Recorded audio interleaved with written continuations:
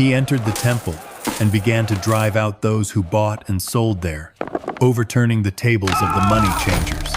Mark 11:15. There are things that have stood in the house of God for far too long, until the Lord himself steps in and overturns them. My house shall be called a house of prayer for all nations, but you have made it a den of thieves.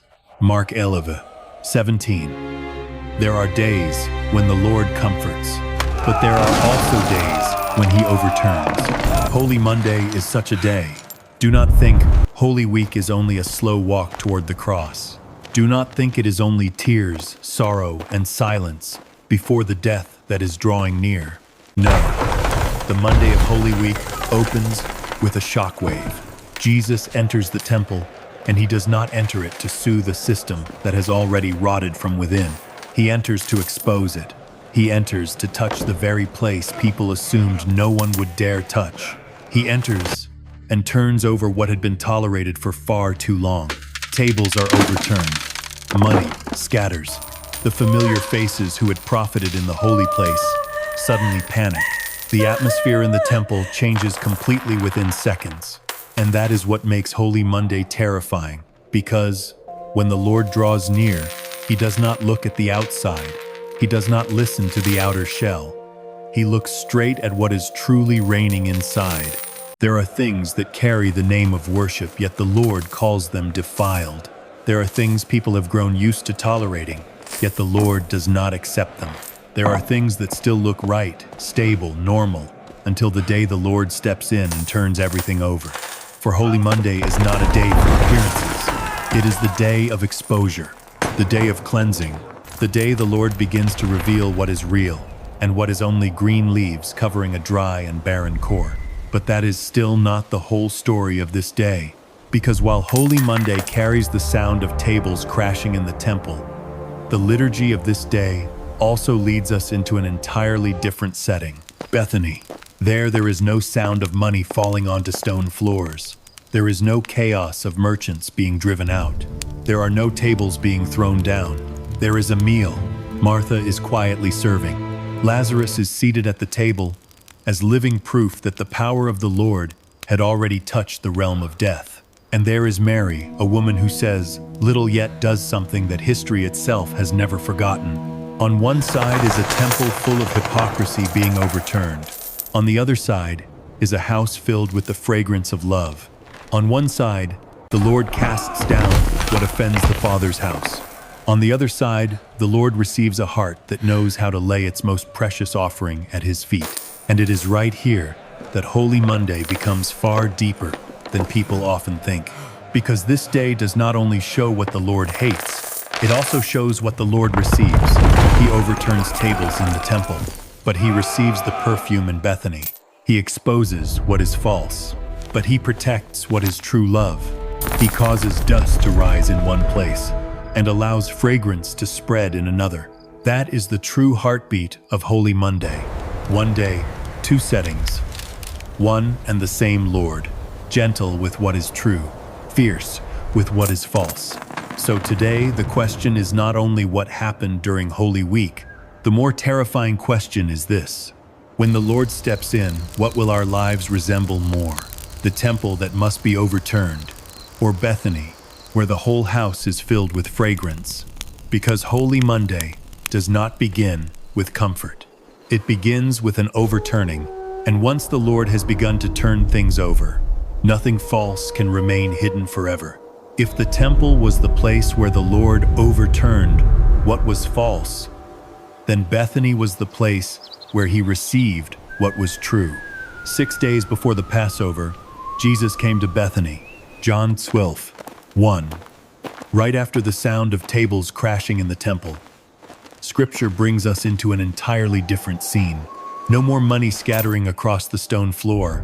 No more panicked faces, as the power of the Lord had just touched the place where they made their profit. No more shockwave of a system being exposed. Now it is Bethany, a house, a meal, a moment of stillness before the storm. There they made him a supper. Martha served, and Lazarus was one of those who sat at the table with him. John 12:2. At first glance, that sentence may seem very ordinary, but in truth, it carries tremendous weight, because the one sitting there is Lazarus, the man who had died, the man who had lain in the tomb, the man who had once been regarded as a story already finished, and now he is sitting at the table with the Lord. Lazarus sits at the table like a silent declaration that death never has the final word when the Lord is present. He is living proof that the power of the Lord does not stop at the grave.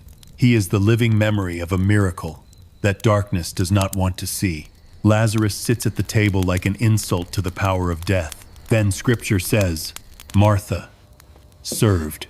John 12:2, a small detail, but a beautiful one. Not everyone is remembered by dramatic acts. Some people love the Lord through quietness, through service, through faithfulness that does not need to be seen.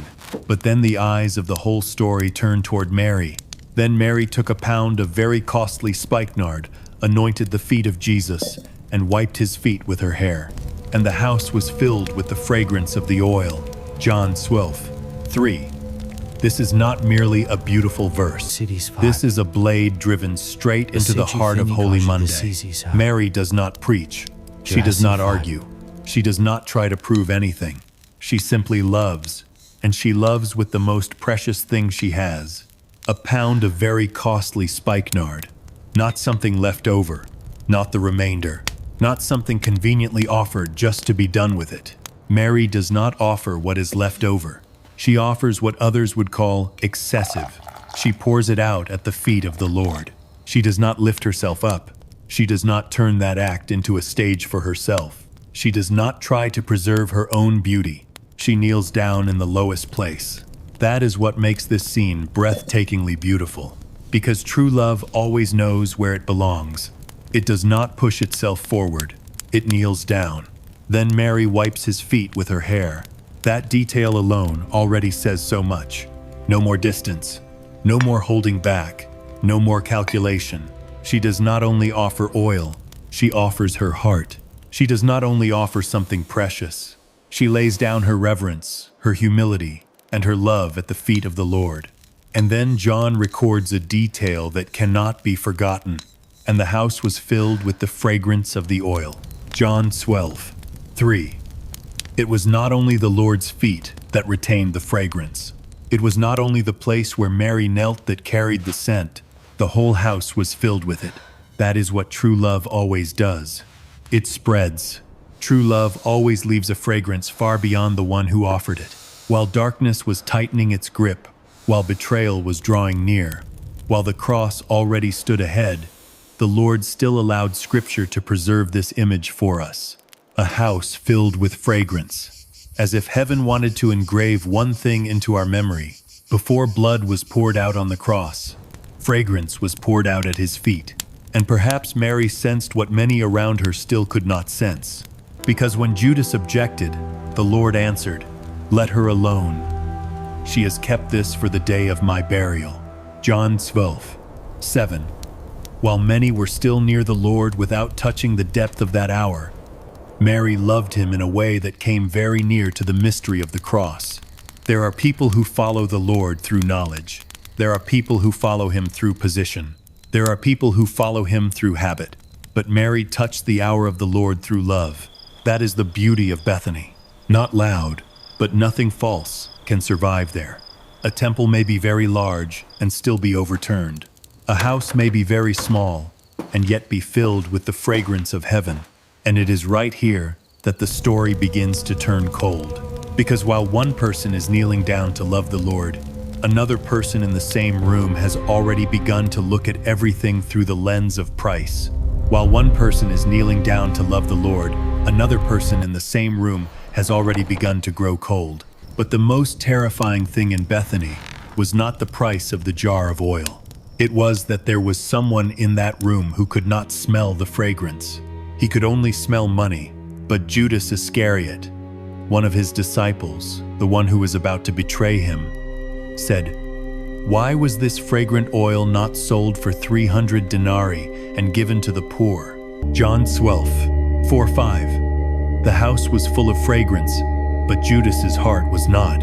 Mary had just poured out the most precious thing she had. Judas immediately stood up to put a price on it. One person was kneeling down, another was calculating, and that was the moment betrayal began to show its face. Betrayal does not begin with a kiss.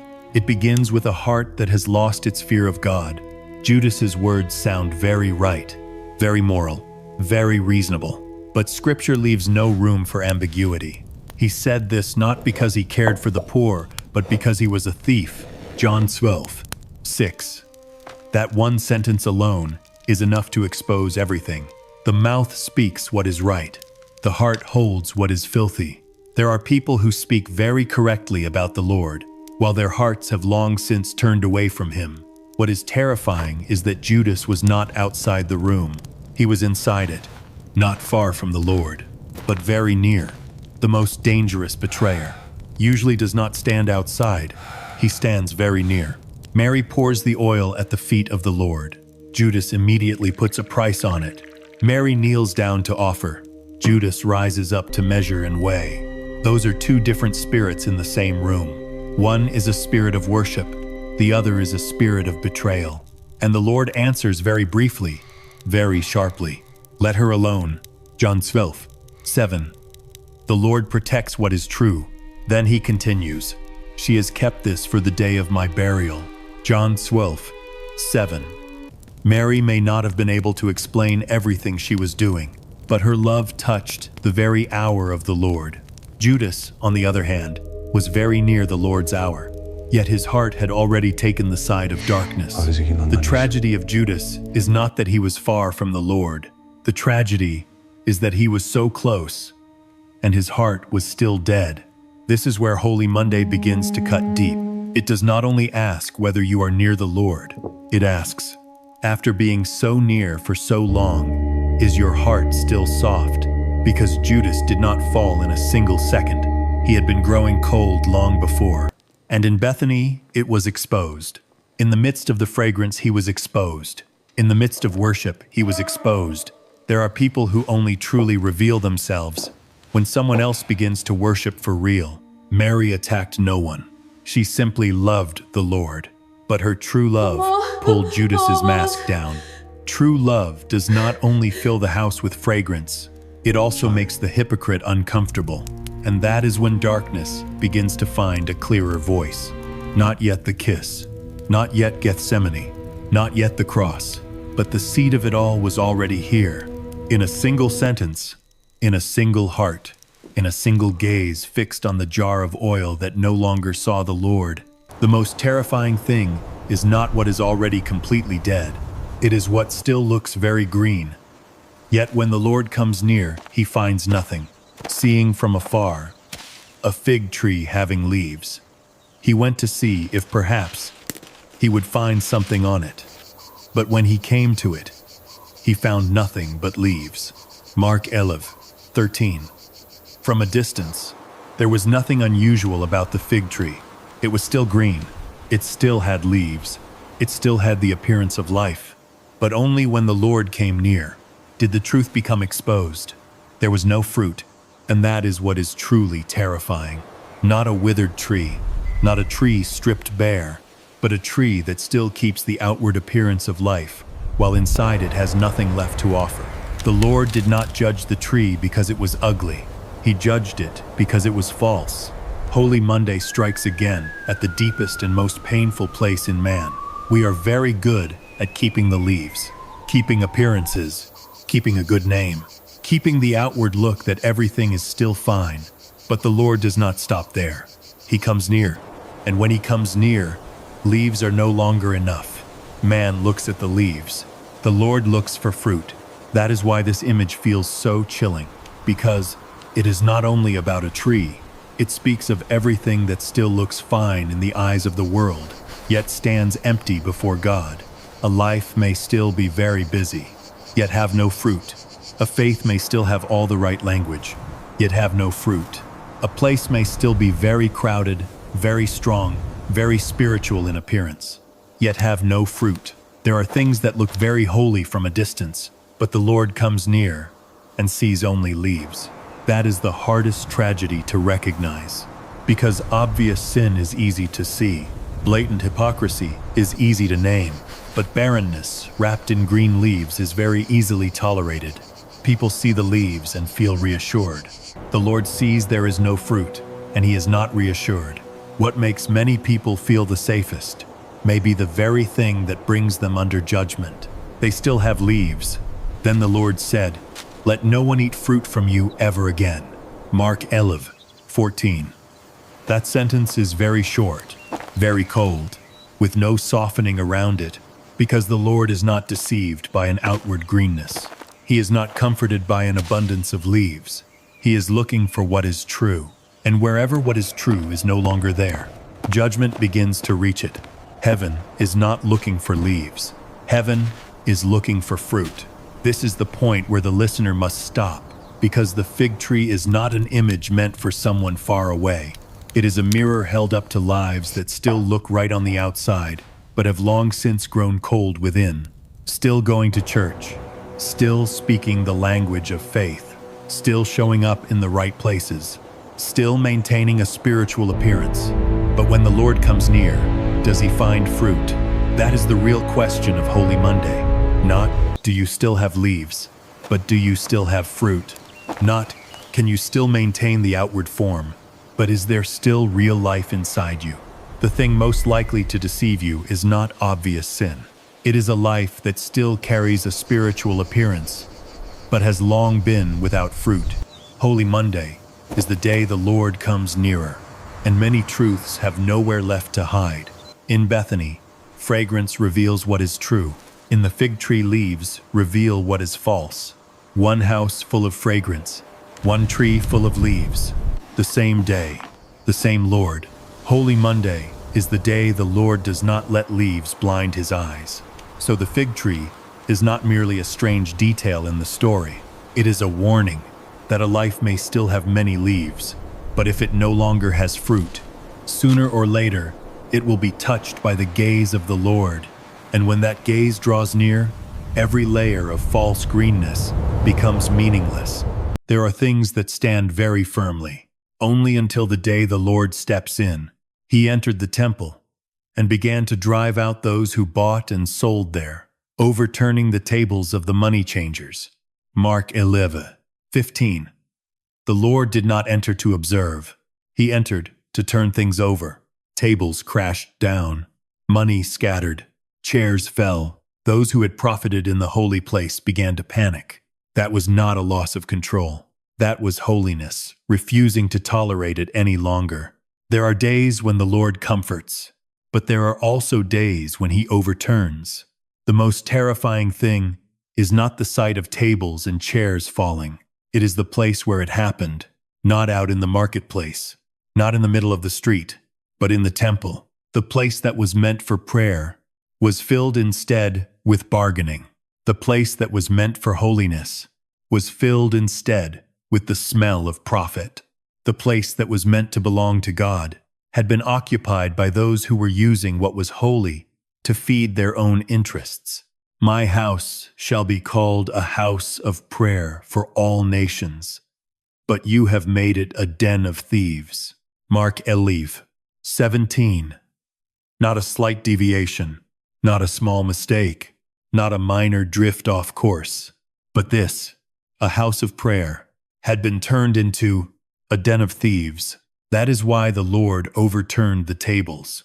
The Lord did not overturn the tables because the temple was weak. He overturned them because the temple was wrong. This is where it turns cold. The temple was not empty. It was full of people, full of activity, full of movement, full of system, but empty of what was true. Being crowded does not mean being right. Being busy does not mean being alive. Having the appearance of worship does not mean belonging to the Lord. The fig tree still had leaves. The temple was still functioning. Both looked perfectly fine from the outside, and both were touched by the Lord. The Lord is not deceived by leaves. Neither is he deceived by systems. In Bethany, Mary poured out oil at the Lord's feet. In the temple, the Lord poured the tables into chaos. On one side was love being offered up. On the other side was defilement being overturned. One side was filled with fragrance. The other was filled with dust, money, and panic. The same Lord, receiving what is true and overthrowing what is false. That is Holy Monday, the day the Lord does not only look, he acts. The day he does not only name what is wrong, he touches it. The day he does not only expose what is false, he makes it unable to stand any longer. When the Lord overturns tables, he is not destroying the Father's house. He is reclaiming the Father's house. That is what many people do not understand. They only see anger. But this is the love of holiness, because the Lord loves what is holy too much to let it be dishonored forever. The Lord's gentleness toward what is true is never his weakness toward what is false. So this scene is not only an event, it is a warning that there are things which still look very religious, very right, very familiar, very firm. But if the Lord steps in, everything can change in a single minute. There are things that stand only until the day the Lord steps in. And once he has stepped in, every power built on what is false begins to shake. Holy Monday is not a day of half measures. It is the day the Lord begins to separate what is true from what is only an outer shell. In Bethany, he receives the fragrance. In that room there is a woman who kneels down and offers the most precious thing she has, and the Lord receives it. And the house was filled with the fragrance of the oil. John 12:3. There what is true is revealed, but in that same room, something else is also revealed. A heart that has grown cold, a mouth speaking words that sound very right, a soul that no longer sees the Lord as the one of greatest worth. He said this not because he cared for the poor. John 12:6. There what is false is revealed. Then by the road, the Lord looks at the fig tree. From a distance, it looked perfectly fine. Up close, there was no fruit. He found nothing but leaves. Mark 11:13. There what is empty is revealed. Then in the temple he enters and turns everything over. He entered the temple and began to drive out those who bought and sold. Mark 11:15. There what is defiled is revealed. One day, 4 scenes, one Lord, Bethany, Judas, the fig tree, the temple. And in each of those places, he is doing the same thing. He receives what is true. He exposes what is false. That is the heartbeat of Holy Monday. It is not merely a series of disconnected events. It is not simply a few biblical scenes placed side by side. It is a very sharp line of heaven cutting through everything. Mary has fragrance. Judas has words. The fig tree has leaves. The temple has activity. But only one thing is received by the Lord. The Lord does not receive everything that appears right. He receives what is true. That is what makes Holy Monday terrifying. Because this day does not favor appearances. It does not negotiate with hypocrisy. It is not deceived by leaves. It is not persuaded by moral-sounding language. It is not impressed by a system that runs well. He looks at the heart. He looks for fruit. He looks for true fragrance. He looks at the essence. Holy Monday is the day the Lord sees through every outer layer. That is why this is no longer only a story from long ago. Because Bethany is not only Bethany. Judas is not only Judas. The fig tree is not only the fig tree. The temple is not only the temple. They are all mirrors. A mirror held up to a heart that knows how to offer. A mirror held up to a heart that has grown cold. A mirror held up to a life that still has leaves but no longer has fruit. A mirror held up to a place that still has activity but no longer has holiness. And Holy Monday places before us a very chilling question. When the Lord steps in, what will he find? Fragrance or price? Fruit or leaves? A house of prayer or a den of thieves? Holy Monday is the day everything is called by its true name. Mary is not called wasteful. She is defended by the Lord. Judas is not hidden behind moral language. His mask is pulled off. The fig tree is not spared by its outward greenness. It is judged. The temple is not excused because of its size and status. It is overturned. That is what the Lord does when he comes near. He calls things by their true name. He touches the exact place. He does not allow what is false to keep hiding in the shadow of what is holy. What is false is strongest when the Lord is still far away. When he comes near, it begins to be exposed. So Holy Monday is not only a day of events, it is a day of discernment. The day fragrance is preserved. The day masks are pulled down. The day leaves are no longer enough. The day tables that once seemed so firmly standing suddenly can no longer stand. A very short day, but very sharp. A day before the darkness grows thicker, but already enough to show one thing. The Lord does not only walk toward the cross, he walks toward the cross by exposing everything along the way. And that is what makes Holy Monday so weighty. Because before the world crucified the Lord had already begun to judge the world. Before darkness imagined it would win, the light had already revealed what was fragrance and what was decay. Holy Monday is the day the Lord separates. What is true is kept. What is false begins to shake. Holy Monday will always be terrifying, as long as people still prefer to preserve appearances rather than preserve what is true. Because in the end, this day is not only about a house in Bethany, not only about Judas, not only about the fig tree, not only about the temple, it is about us. Because the same Lord who passed through Bethany, who heard the voice of Judas, who looked at the fig tree, who entered the temple, still looks into the human heart today. And the question of Holy Monday has not changed. When the Lord steps in, what will he find? Let her alone. John 12:7. There are hearts the Lord will defend. Because even though others do not understand, he knows it is true. But there are also things the Lord will overturn. He entered the temple and began to drive out those who bought and sold. Mark 11:15. That is what makes this day so uncomfortable. Because the Lord does not only look at what we show others, he looks at what is truly reigning inside. He does not only look at the leaves, he looks for fruit. He found nothing but leaves.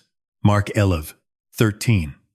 He does not only listen to words that sound right, he looks at the motive. He said this not because he cared for the poor. John 12:6. He does not only look at whether a place is crowded or not. He looks to see whether it is still a house of prayer or has become a den of thieves. My house shall be called a house of prayer for all nations, but you have made it a den of thieves. Mark 11:17. That is why Holy Monday does not let anyone hide behind an outer shell. No one can hide behind moral language. No one can hide behind systems. No one can hide behind activity. No one can hide behind a spiritual appearance. When the Lord comes near, every outer shell begins to lose its power. So the real question is not, are you still going to the right place? Are you still saying the right words? Are you still keeping the outward form? But rather, do you still have fruit? Are you still soft?